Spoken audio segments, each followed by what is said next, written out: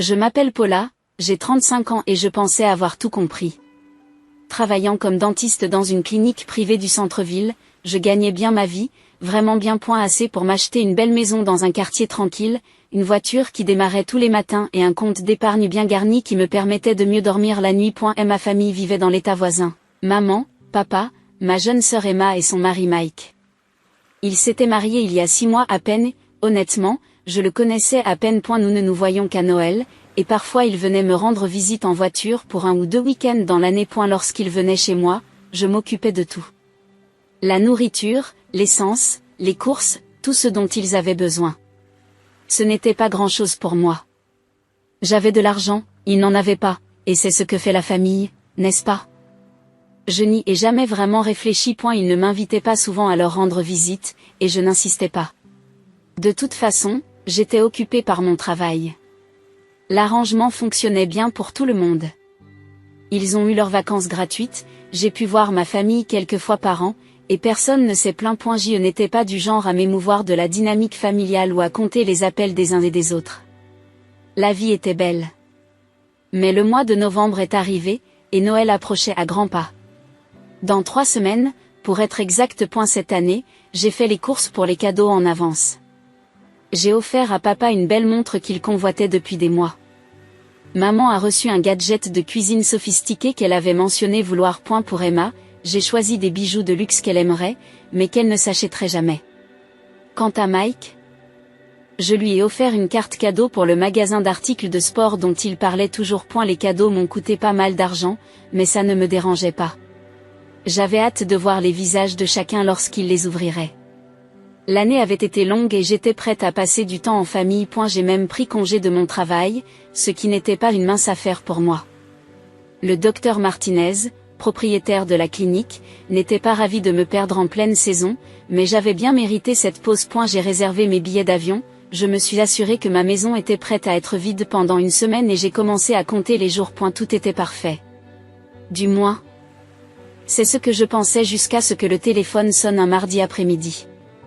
Je venais de terminer avec un patient lorsque ma réceptionniste m'a dit que ma mère était également en ligne. J'ai pensé qu'elle appelait pour confirmer mon heure d'arrivée ou pour me demander quel plat je voulais qu'elle prépare pour le repas de Noël.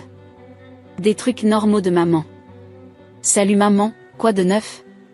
Bonjour Paula, il faut que je te parle de Noël. Son ton était différent, pas excité ou chaleureux comme d'habitude. Son ton était différent, ni excité ni chaleureux comme d'habitude. Bien sûr, de quoi s'agit-il? Tu veux que j'apporte quelque chose de spécial? En fait, il vaudrait mieux que tu ne viennes pas cette année. J'ai failli lâcher le téléphone, qu'est-ce que tu veux dire? Les parents de Mike et sa sœur viennent pour Noël cette année. Ils ne s'entendent pas vraiment avec toi. Et nous ne voulons pas de drame ou de dispute pendant les vacances. Mon cerveau a mis quelques secondes à assimiler ce qu'elle disait. Donc tu les choisis au lieu de moi? Ne dramatise pas, Paula. Tu en fais quelque chose de plus important que ce que c'est. C'est juste Noël, il y aura d'autres années. Et elle a raccroché, comme ça. Je suis restée assise à regarder mon téléphone, essayant de comprendre ce qui venait de se passer. Ma propre mère venait de me désinviter de Noël parce que mes belles-sœurs ne m'aimaient pas. Toute cette histoire avec la famille de Mike avait commencé juste après les fiançailles d'Emma et de Mike. J'ai rencontré ses parents et sa sœur à la fête de fiançailles, et 5 minutes après avoir appris que j'étais dentiste, ils m'ont acculé. Oh, vous êtes dentiste, a dit la mère de Mike, les yeux brillants. Parfait, nous avons tous besoin de soins dentaires. Quand pouvez-vous nous recevoir? Je n'y comprends rien. Eh bien, je travaille dans une clinique privée, donc vous devez appeler et prendre rendez-vous comme tout le monde. Mais vous êtes une famille maintenant, s'est empressé d'ajouter le père de Mike. Vous pouvez sûrement vous occuper de nous gratuitement. C'est ce que fait la famille. Je n'arrivais pas à croire ce que j'entendais. Ces gens que je venais de rencontrer exigeaient des soins dentaires gratuits, ils ne demandaient pas, ils exigeaient. Je ne peux pas faire de soins gratuits, ai-je expliqué aussi calmement que possible. La clinique a des règles et je n'en suis pas le propriétaire. Mais je peux certainement vous faire bénéficier d'une réduction substantielle si vous avez besoin d'un traitement. La sœur de Mike roule des yeux. Waouh, alors vous êtes juste avide. Nous pensions que nous allions avoir un dentiste dans la famille. Mais vous n'êtes qu'un autre professionnel de l'argent. Toute cette conversation s'est déroulée devant tout le monde à la fête. Emma avait l'air mortifiée et mes parents étaient visiblement mal à l'aise. Je n'ai pas été avide, j'ai dit que j'étais réaliste. Je ne peux pas offrir des services gratuits qui coûtent de l'argent à la clinique. Peu importe, a dit la mère de Mike, nous trouverons quelqu'un d'autre qui s'intéresse vraiment à la famille. Après cela, ils ont fait en sorte de m'ignorer pendant le reste de la fête. Quand j'essayais de faire la conversation, ils s'éloignaient ou me donnaient des réponses en un mot. C'était vraiment gênant. Plus tard dans la soirée, mes parents m'ont prise à part. Tu pourrais peut-être reconsidérer ta décision, m'a dit mon père. Cela maintiendrait la paix dans la famille. Tu veux que je paie leurs soins dentaires de ma poche juste pour maintenir la paix? Ce n'est pas beaucoup d'argent pour toi, ajoute maman. Et cela faciliterait la vie d'Emma. Non, dis-je fermement, je ne vais pas parrainer des gens qui me sont essentiellement étrangers. Ce n'est pas ma famille, ce sont les beaux-parents d'Emma. Emma et Mike m'en ont voulu pendant un certain temps, mais ils s'en sont remis lorsqu'ils ont eu besoin d'argent pour leur lune de miel. C'est drôle comme les principes disparaissent quand on a besoin de quelque chose. Depuis, j'ai fait en sorte d'éviter tout événement familial où les parents de Mike seraient présents. Ce n'était pas difficile, ils vivaient encore plus loin que mes parents et ne venaient donc pas souvent. Mais apparemment, ils faisaient un voyage spécial pour Noël cette année. Et ma famille les avait choisis à ma place. J'ai passé le reste de la journée dans le brouillard. La patience allait et venait, mais je fonctionnais en pilote automatique.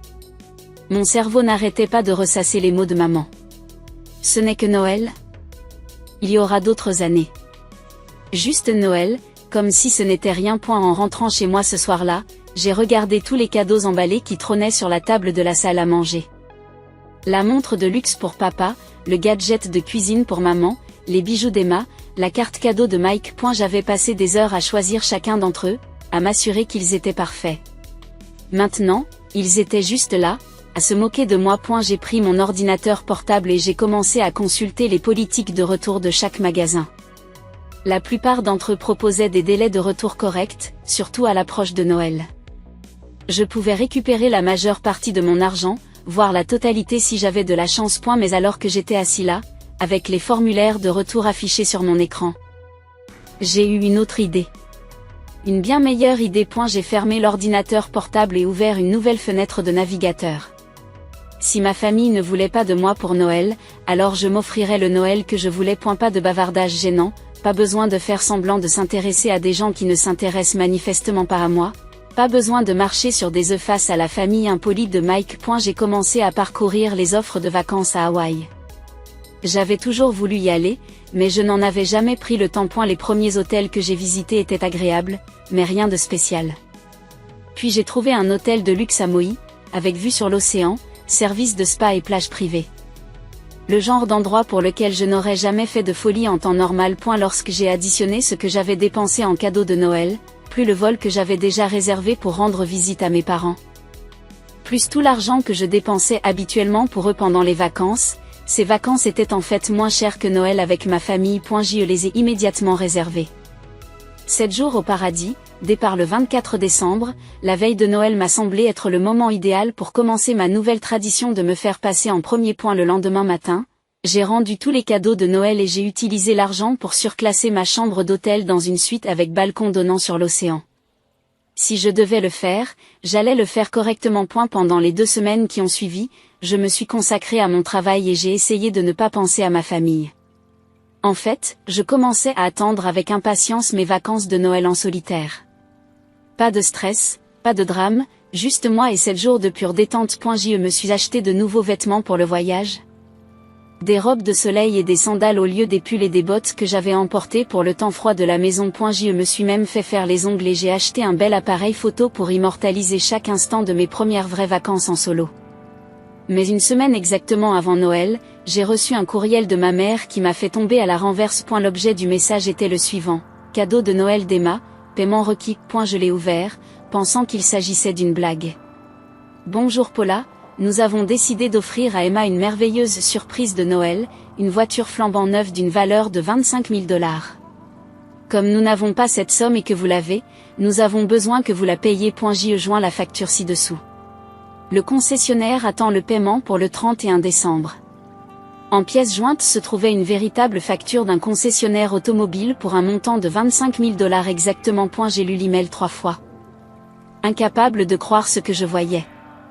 Ils avaient littéralement acheté une voiture sans me consulter, puis m'avaient envoyé la facture comme si j'étais une sorte de guichet automatique qu'ils pouvaient utiliser à leur guise. Je me suis assise et j'ai rédigé une réponse immédiatement, en essayant de contenir ma colère.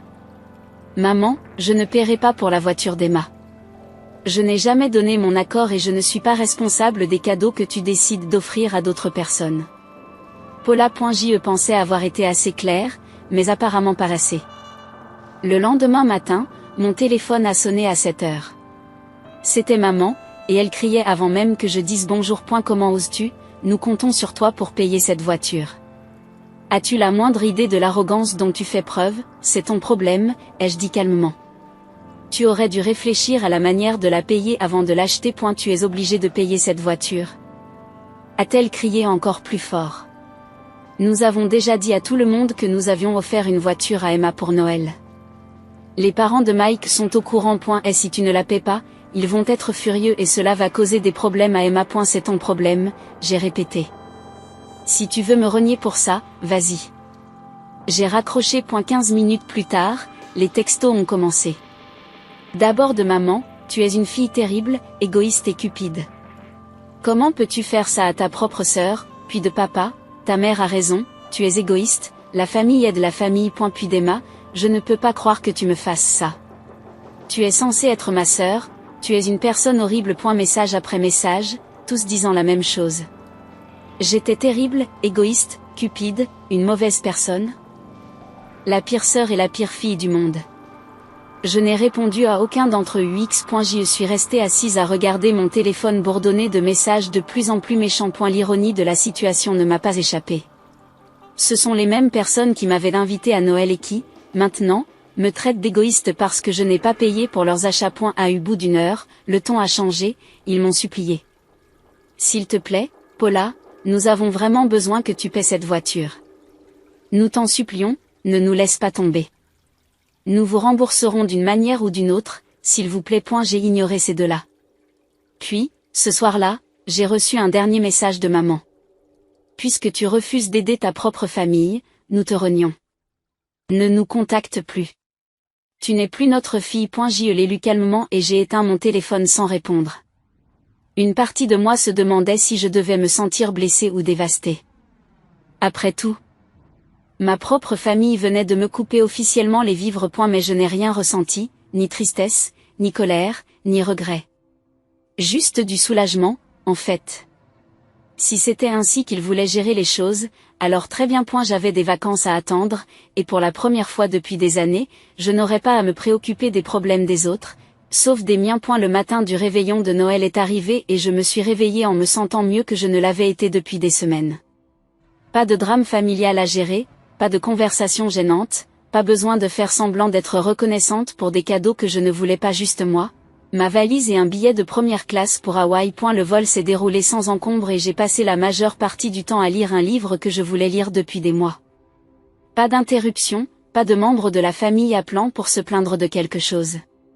La paix à l'état pur. Lorsque j'ai atterri à Maui, l'air chaud m'a frappé le visage comme un câlin dont je ne savais pas que j'avais besoin.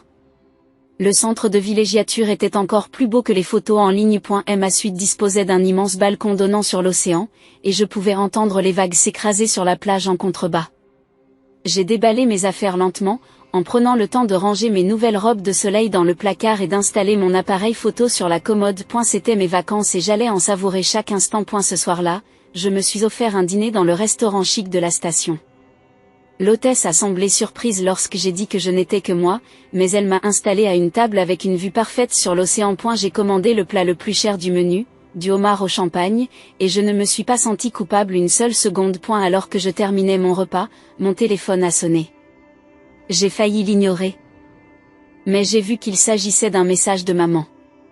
J'espère que tu te souviens que le paiement de l'hypothèque est bientôt dû. Nous attendons le montant habituel. De plus, nous avons encore besoin de cadeaux pour le matin de Noël. La famille arrive bientôt. J'ai regardé le message avec incrédulité. Ces gens m'avaient littéralement renié il y a moins d'une semaine, et maintenant ils attendaient de moi que je paie leur hypothèque et que je leur envoie des cadeaux de Noël, l'hypothèque. Cela faisait 3 ans que je payais l'hypothèque de mes parents. Cela a commencé lorsque papa a perdu son emploi et qu'ils étaient sur le point de perdre la maison. Je suis intervenu pour les aider temporairement, et d'une manière ou d'une autre, cette aide temporaire s'est transformée en 3 années au cours desquelles j'ai couvert leur mensualité de $2800. Je n'avais jamais vraiment envisagé d'arrêter les paiements auparavant. C'était juste quelque chose que je faisais. Comme payer mes propres factures. Mais assis au paradis, regardant l'océan tandis que ma famille reniée attendait de moi que je finance leur Noël, j'ai eu un déclic. J'ai ouvert mon application bancaire et j'ai annulé le virement automatique à leur société de crédit immobilier. Puis je leur ai envoyé $10 à chacun par le biais de l'application de paiement, à maman, papa et Emma. Pour chaque virement, j'ai écrit le même message, Joyeux Noël. C'est tout ce que vous méritez. Après avoir envoyé l'argent, j'ai éteint mon téléphone et j'ai commandé un dessert. Le gâteau au chocolat était incroyable et j'en ai mangé chaque bouchée en regardant l'océan. Ce soir-là, j'ai rallumé mon téléphone et j'ai trouvé des dizaines d'appels et de textos manqués. Maman n'avait pas cessé d'appeler depuis l'après-midi. Les textos étaient frénétiques, appelle-moi immédiatement, nous avons un sérieux problème. Tout est de ta faute. Je les ai parcourus en mangeant le room service dans mon peignoir moelleux. Les derniers messages racontaient toute l'histoire. Apparemment, les parents de Mike avaient découvert la situation de la voiture. Lorsqu'ils ont appris que je ne payais pas la voiture et que le concessionnaire exigeait un paiement immédiat, ils sont devenus furieux. Ils ont accusé mes parents de mentir sur leur situation financière et d'essayer de paraître plus généreux qu'ils ne l'étaient en réalité. L'affaire s'est transformée en une énorme dispute le jour de Noël. Les parents de Mike sont partis en claquant la porte et en disant qu'ils ne reviendraient plus pour les prochaines vacances. Emma et Mike sont partis eux aussi, complètement humiliés que leur cadeau de Noël se soit transformé en un scandale familial dont tout le monde se souviendra à jamais. Le dernier message de maman disait: Noël est gâché et c'est à cause de ton égoïsme. Emma et Mike ne veulent même pas nous parler. Nous ne voulons plus jamais te voir. J'ai posé le téléphone et j'ai regardé le clair de lune qui se reflétait sur l'océan. Demain, j'avais prévu une excursion de plongée avec masque et tuba, et le jour suivant, un tour de l'île en hélicoptère. Pour eux, Noël était gâché, mais le mien ne faisait que commencer. Les jours suivants ont été un véritable bonheur. J'ai fait de la plongée avec masque et tuba et j'ai vu des poissons tropicaux que je n'avais vus qu'en photo, des aquariums jaunes vifs, des poissons perroquets arc-en-ciel et même une tortue de mer qui s'est approchée de moi en nageant. Je me suis fait masser au spa et j'ai eu l'impression de flotter sur des nuages. J'ai participé au dîner croisière au coucher du soleil et j'ai rencontré de sympathiques Canadiens qui fêtaient leur 25e anniversaire de mariage. Tous les matins, je me réveillais naturellement sans alarme. Je prenais un café sur mon balcon en regardant le lever du soleil et je planifiais ma journée en ne pensant qu'à ce que je voulais faire. Je prenais des photos de tout, de la plage immaculée, de la cuisine gastronomique, de mes boissons tropicales au bord de la piscine. Pour la première fois depuis des années, je documentais ma propre vie au lieu de la vivre pour les autres. À eu 3e jour de mes vacances, j'ai décidé de publier quelques photos sur les médias sociaux. J'ai été plutôt discrète ces derniers temps, mais ces photos étaient trop belles pour ne pas être partagées. L'océan, mon dîner raffiné, mon air détendu et heureux dans mon chapeau de soleil. Je les ai postés avec une légende simple: les meilleures vacances de Noël de tous les temps. Au bout d'une heure, les commentaires d'amis et de collègues ont commencé à affluer. Tout le monde était jaloux et heureux pour moi. Tu es magnifique, tu vis ta meilleure vie. Je suis tellement jalouse en ce moment. Puis j'ai remarqué des commentaires de ma mère. Elle commentait chaque photo. Sous ma photo de plage, elle disait: ça doit être bien d'être aussi égoïste pendant que ta famille se bat. Sous la photo de mon dîner, certaines personnes s'intéressent plus à la gastronomie qu'à leurs propres parents. Sous mon selfie au bord de la piscine, j'espère que tu t'amuses pendant que nous n'arrivons pas à payer nos factures. Je n'arrivais pas à y croire.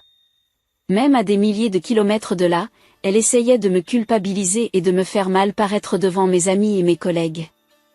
Mais au lieu de m'énerver, j'ai commencé à rire. J'étais au paradis et elle restait chez elle à écrire des commentaires méchants sur les réseaux sociaux comme une adolescente aigrie. En fait, elle se faisait passer pour pire que moi. Et je suis sûre que quiconque la lisait pouvait voir exactement à quel point elle était toxique. J'ai décidé de ne pas supprimer ses commentaires ni de la bloquer. Je laissais tout le monde voir à quel point elle était folle, qu'ils tirent leurs propres conclusions sur qui était vraiment le problème dans cette famille. Son comportement était plus éloquent que toutes les explications que je pouvais donner. J'y suis restée à Hawaï pendant les 7 jours, et chacun d'entre eux a été meilleur que le précédent. Je faisais les choses pour moi, sans essayer d'impressionner qui que ce soit ou de répondre aux attentes d'autrui. Le plus beau, c'est le silence. Pas de bourdonnement constant de mon téléphone avec des drames familiaux, pas de culpabilisation, personne ne me demandant de l'argent. Juste le bruit des vagues et mes propres pensées pour la première fois depuis des années. Lorsque j'ai finalement pris l'avion pour rentrer chez moi, je me sentais comme une personne complètement différente. Détendue, compétente et, surtout, libérée du cycle toxique dans lequel j'étais enfermée depuis si longtemps. J'ai repris le travail, revigorée et concentrée. Le docteur Martinez m'a fait remarquer que j'avais bonne mine et plusieurs patients m'ont demandé si j'avais fait quelque chose de différent. C'était le cas, je m'étais enfin donné la priorité. Environ 2 mois après mon retour d'Hawaï, mon téléphone a sonné avec un numéro que je n'ai pas reconnu. J'ai failli ne pas répondre, mais quelque chose m'a poussé à décrocher. Paula, c'est maman. J'aurais dû raccrocher immédiatement, mais la curiosité a pris le dessus. Il faut qu'on parle, a-t-elle poursuivi avant que je ne puisse dire quoi que ce soit. Toute cette situation est allée trop loin. Il faut qu'on se réconcilie et qu'on réunisse notre famille. Je n'ai pas pu m'empêcher de rire. Tu veux te réconcilier maintenant? Après m'avoir renié? Tu dramatises. Nous avons tous été bouleversés pendant les vacances. Les gens disent des choses qu'ils ne pensent pas quand ils sont stressés. Tu veux dire quand tu n'as pas pu payer la voiture que tu as achetée sans me demander mon avis? Il y a eu une pause. Nous pensions que tu voudrais aider ta sœur. La famille aide la famille. La famille ne se désinvite pas de Noël, maman. La famille ne demande pas 25 000 $ et ne fait pas de crise de colère quand elle ne les reçoit pas. Tu nous manques, dit-elle, et pendant un instant, sa voix s'est adoucie. Est-ce qu'on peut laisser tout ça derrière nous? Non, j'ai dit fermement que je n'allais plus vous supporter. Ne me rappelez plus. J'ai raccroché et bloqué le numéro. Mais apparemment, ils n'ont pas compris le message. Quelques semaines plus tard, j'étais au travail lorsque ma réceptionniste, Janet, est revenue dans mon bureau, l'air troublé. Docteur Paula. Il y a des gens qui prétendent être vos parents. Ils veulent vous voir et font toute une scène dans le hall d'entrée. Je me suis rendue à la réception, effectivement, il y avait là un papa et une maman qui n'avaient pas du tout l'air d'être à leur place dans cette clinique haut de gamme.